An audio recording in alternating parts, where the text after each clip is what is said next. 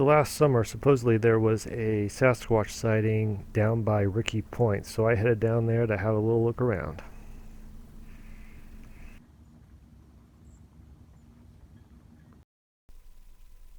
So this story comes from the local publication, Sasquatch.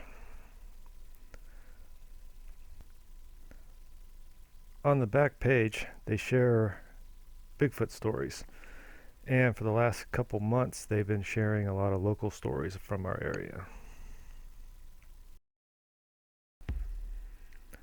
Last summer, I was driving down by Ricky Point to catch the sunset, and I saw something big.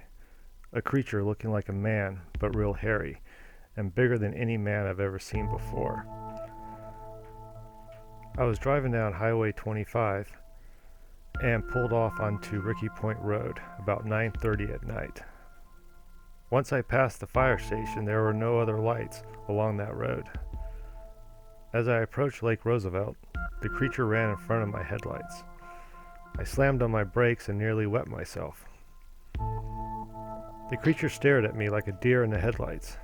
It was huge, 8 feet at least, and thick, and the hair was like a light brown color. It just stood there looking right at me. Then, like something was chasing it, the thing crossed the road and ran into the woods. I sat there in the road for a little longer, making sure I was still able to breathe. Next, I peeled out and raced home as fast as I could drive. I got home and told my family. They just laughed it off. I saw what I saw, and I know it was real.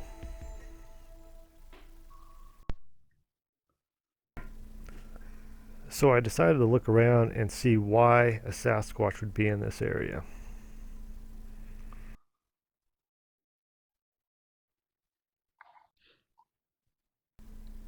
So I had a look around, and the main thing that jumped out at me is Lake Roosevelt. This would be a main area for an animal to come down for a water source. Like all animals, everything needs to drink water.